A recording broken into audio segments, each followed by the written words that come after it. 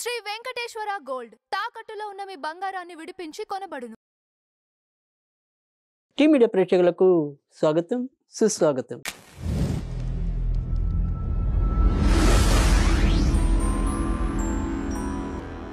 దినదర్శిని కార్యక్రమంలో సెప్టెంబర్ 11వ తారీఖు గురువారం. ఈరోజు సూర్యోదయం అనేది ఉదయం 6:07 ప్రారంభమై సాయంకాలం 6:18 సూర్య అస్తమయం ఉంటుంది. ఇక తిథి చవితి అనేది మధ్యాహ్నం 12:46 ఉంటుంది. పంచమి తదనంతరం వస్తుంది. నక్షత్రంలో అశ్విని నక్షత్రం అనేది మధ్యాహ్నం 1:58 మరి అశ్విని నక్షత్రం వెళ్ళిపోయి తదనంతరం భరణి నక్షత్రం రావటం అనేది ఉంటుంది. ఇక సాధారణ దినసరి యోగాల్లో ధ్రువయోగం అనేది సాయంకాలం 5:05 వరకు ఉంటుంది. తదనంతరం వ్యఘాత యోగం అనేది ఉంటుంది. తర్వాత ప్రత్యేక యోగాల్లో ఈరోజు మానస యోగము, పద్మయోగము మరియు సర్వార్థ సిద్ధి యోగం అనేది కూడా ఇంచుమించుగా మనకి మధ్యాహ్నం 1:58 వరకు ఉంటుంది. కనుక ఈరోజు ఈ రకమైన ప్రత్యేక యోగాలు కూడా ఉన్నాయి. ఇక అభిజిత్ లగ్నం అనేది ఉదయం 11:48 నుంచి మరియు 12:37 ముగుస్తుంది. అమృత గడియలు అనేది ఉదయం 7:23 ప్రారంభమై ఉదయం 8:50 వరకు కొనసాగుతాయి. విజయ ముహూర్తం అనేది 2:14 నుంచి 3:03 వరకు ఉంటుంది. బ్రహ్మ ముహూర్తం అనేది తెల్లవారుజామున 4:33 నుంచి 5:20 వరకు కొనసాగుతుంది. ఇక అశుభ గడియల విషయానికి వస్తే కనుక వర్జం ఉదయం 10:18 ప్రారంభమై ఉదయం 11:46 ముగుస్తాయి. ఇక రాహుకాలం అనేది ఈరోజు ఉదయం అనేది మధ్యాహ్నం 1:00 నుంచి అంటే 1:43 నుంచి మధ్యాహ్నం 3:14 వరకు కూడా రాహుకాలం ఉండటం అనేది ఉంటుంది. ఇక దుర్ముహూర్తం అనేది ఉదయం 10:11 నుంచి ఉదయం 11 వరకు, మళ్ళీ మధ్యాహ్నం 3:03 నుంచి మధ్యాహ్నం 3:52 వరకు ఉంటుంది. తర్వాత ఇదే రోజు మళ్ళీ అప్పుడప్పుడు రాత్రిపూట కూడా మళ్ళీ మరొకసారి వర్జం రావటం అనేది ఉంటుంది. అది ఈరోజు రాత్రి 10:46 వర్జం వచ్చి మళ్ళీ అర్ధరాత్రి 12:14 వరకు కూడా ఉంటుంది. ఇవి ఈరోజు పంచాంగం వివరాలు. ఇక ఇప్పుడు తారాబలం చూసుకున్నట్టయితే కనుక అశ్విని నక్షత్రం అనేది మధ్యాహ్నం 1:58 వరకు ఉంటుంది. ఇది మేషంలో భరణి నక్షత్రానికి, తర్వాత మరి కృత్తికా నక్షత్రానికి అనుకూలం. వృషభ రాశి విషయానికి వస్తే కనుక మృగశిర నక్షత్రం వారికి మరియు కృత్తికా నక్షత్రానికి అనుకూలం. మిథున రాశి విషయానికి వస్తే కనుక పునర్వసు నక్షత్రానికి, మృగశిర నక్షత్రానికి అనుకూలం. కర్కాటక రాశి విషయానికి వస్తే కనుక పునర్వసు 4వ పాదానికి, ఆశ్లేష అన్ని పాదాలకి అనుకూలం. సింహరాశి విషయానికి వస్తే కనుక పుబ్బా నక్షత్రం, ఉత్తర నక్షత్రానికి అనుకూలం. కన్యారాశిలో చిత్తా నక్షత్రం, ఉత్తర నక్షత్రం. తులారాశిలో విశాఖ మరియు చిత్త. వృశ్చిక రాశిలో అనురాధ నక్షత్రానికి మినహాయించి మిగతా 2 నక్షత్రాలకి. ధనుర్రాశిలో పూర్వాషాఢ, ఉత్తరాషాఢ. మకర రాశిలో ఉత్తరాషాఢ, ధనిష్ట. కుంభరాశిలో ధనిష్ట, పూర్వభద్ర. మీనరాశిలో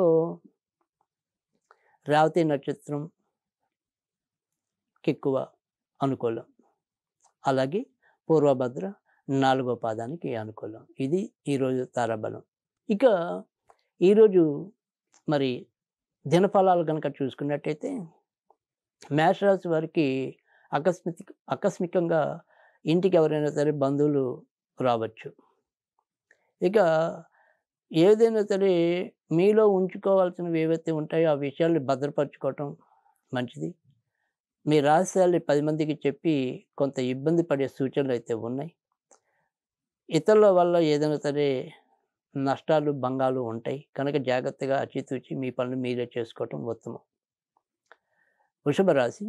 వృషభ రాశి వారికైతే గనక ఈరోజు అధికంగా ధన వ్యయం అనేది కనబడుతుంది.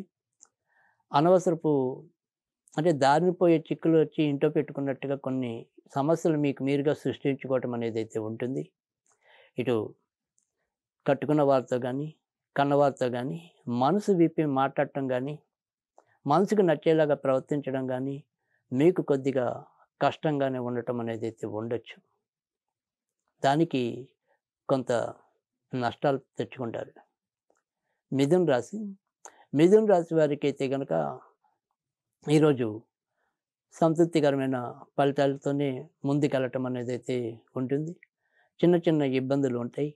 అంటే ఆరోగ్యపరంగా ముఖ్యంగా, సంతానపరంగా అభివృద్ధి అనేది ఉంటుంది. కవులు, కళాకారులు, రాజకీయ రంగంలో ఉన్నవారికి కూడా మంచి భవిష్యత్తు కనిపిస్తోంది. కర్కాటక రాశి. కర్కాటక రాశి వారికి కూడా ఈరోజు మహోన్నతమైన ఫలితాలు కలగనున్నాయి. ఎలాంటి సమస్యలు ఉన్నప్పటికీ కూడా వాటిని అధిగమించి ముందుకు రావటం అనేదైతే కనిపిస్తోంది. వృత్తి ఉద్యోగాల్లో మీదైన ప్రతిభని ప్రదర్శించగలుగుతారు. సంతాన విషయంలో కూడా ఒక ఆనందాన్ని మరి గుర్తుంచుకునే క్షణాల్ని పోగు చేసుకోగలుగుతారు. సింహరాశి. సింహరాశి వారికైతే గనక ఈరోజు గత 2-3 రోజులతో పోలిస్తే ఈ అకాల భోజనం, అకాల నిద్ర నుంచి కొంత ఉపశమనం లభించడం అనేదైతే ఉంటుంది. చేపట్టిన రంగాల్లో విజయావకాశాలు మెరుగుపడతాయి. అయితే వృత్తి ఉద్యోగాల్లో అనుకోని మార్పులు కూడా సంభవించవచ్చు. కన్యారాశి. కన్యారాశి వారికైతే గనక దూర ప్రయాణాలు ఇబ్బంది పెట్టడం అనేదైతే ఉంటుంది. ఆరోగ్య విషయంలో జాగ్రత్తగా తీసుకోవటం అనేది అవసరం. ఇతరులకు అప్పు ఇవ్వటం, ఇతరులతో మనం మధ్యవర్తిత్వం జరపడం అనేది 2 కూడా ఈరోజు వ్యతిరేకంగానే ఉంటాయి కనుక జాగ్రత్త పడటం అనేది అవసరం. తులారాశి.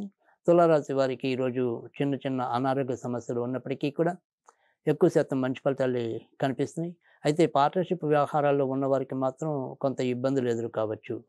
వృశ్చిక రాశి. వృశ్చిక రాశి వారికైతే గనక ఈరోజు గత 2 రోజులతో పోలుస్తున్న ఇబ్బందుల నుంచి క్రమేపీ కొంత ముందుకు రావటం అనేదైతే ఉంటుంది. సంతాన విషయంలో కొంత దిగులు తగ్గే నేపథ్యం అయితే ఉండవచ్చు. ఇతరుల సహాయ సహకారాలతో మీరు అనుకున్న రీతిలో కొంత ముందుకు రావటం అనేది మానసికంగా కొంత ఉల్లాసం పొందటం అనేదైతే సంభవిస్తుంది. ధనుర్రాశి. ధనుర్రాశి వారికి షేర్ మార్కెట్ స్పెక్యులేషన్స్‌కి దూరంగా ఉండటం అనేది అవసరం. అవకాశాలు దగ్గరదాకా వచ్చినట్టే వచ్చి ఏదో రకంగా కొంత పక్కకి వెళ్ళే పరిస్థితులైతే కనపడుతున్నాయి. ఏదైనా సరే వ్యవహారాల్లో ఒక కొలిక్కి రావటం గానీ, ఖచ్చితంగా అవుతుందని చెప్పుకోలేని విషయాలు, పరిస్థితులు గానీ ఈరోజు నెలకొనొచ్చు. మకర రాశి. మకర రాశి వారికి ఇంటి సమస్యలు ఎక్కువవుతాయి. గృహాలు అమ్మాలన్నా, కొనాలన్నా లేదా వాటికి సంబంధించిన వాహనాలు గానీ ఏదైనా సరే వారి ఇంటికి సంబంధించిన వాహనాలకు సంబంధించిన విషయాల్లో హెచ్చుతగ్గులు, మోసాలు, భంగపాట్లు, నష్టాలు ఉండొచ్చు. ఇతరత్రా చెప్పుకోదగిన దిగుళ్ళు అయితే ఉండవు. కుంభరాశి. కుంభరాశి వారికైతే గనక ఈరోజు ఎక్కువ శాతం మంచి ఫలితాలుంటాయి. ఇతరుల సహాయ సహకారాలతో మీ సమస్యలను సరిదిద్దుకోగలుగుతారు. మొక్కవోని ధైర్యంతో, మొక్కవోని పట్టుదలతో ఎంతో కొంత కార్యాలను మీ చేతిలోకి తీసుకోగలుగుతారు. మీకంట చిన్నవారితో కొంతవరకు జాగ్రత్తగా ఉండండి. మీనరాశి. మీనరాశి వారు ఆర్థిక విషయాల్లో ఈరోజు కూడా ఆచితూచి అడిగేయటం అనేది మంచిది. భక్తి పెరుగుతుంది. ఏదైనా సరే కావాల్సిన దాని మీద విరక్తి కూడా అదే రీతిలో వచ్చి కొంత ఇంట్లో వాళ్ళని ఇబ్బంది పెట్టడం అనేది కూడా జరుగుతుంది. ఇక ఈరోజు ప్రత్యేకతల విషయానికి గనుక వస్తే మనకి ఈరోజు ఏదైతే ఇప్పుడు మనం పితృ కార్యక్రమాలు చేసుకుంటున్నాం, ఆ పితృ కార్యక్రమాల్లో ఈరోజు భరణి నక్షత్రంగా అంటే మనకి మధ్యాహ్నం 1:58 నుంచి భరణి వస్తుంది కాబట్టి మనకి అపర్ణ తిథికి ఏది ఉంటుందో అది ముఖ్యముంటుంది గనక ఈరోజు మరి మహాభరణి శ్రాద్ధం అని చెప్పి ఈరోజు పెట్టే పితృ కార్యక్రమాలకి చాలా విశిష్టమైన ఫలితం అనేది ఉంటుంది. మనం ఏదైనా సరే అంతకుముందు పితృ కార్యక్రమాలు నివారించకపోతే గనక ఈరోజు భరణి నక్షత్రం అనే రోజు మనం మన పెద్దల్ని స్మరించుకుంటూ కూడా ఈ పితృ కార్యక్రమాలు నిర్వహించుకోవచ్చు. లేదా ఇతరత వారి పేరు చెప్పుకొని దాన ధర్మ కార్యక్రమాలు కూడా చేసుకోవచ్చు. ఇక ఈరోజు మనం ఏదైనా సరే మంత్రంగా చదువుకోవాలి అనుకుంటే గనక ఓం నమో అస్తు పితృ దేవతాభ్యోం నమః. ఓం నమో అస్తు పితృ దేవతాభ్యో నమః అనేది శక్త్యానుసారం చదువుకోవటం అనేది. అలాగే ఏదైనా సరే ఆవులకి కానీ ఇతరత్ర జంతువులకు కానీ వారికి ఆహారం పెట్టినట్టయితే ఈరోజు మన పితృదేవతలు కొంతవరకు సంతృప్తి చెందడానికి ఉంటుంది. ఇది ఈరోజు మరి దినదర్శినిలో విశేషాలు.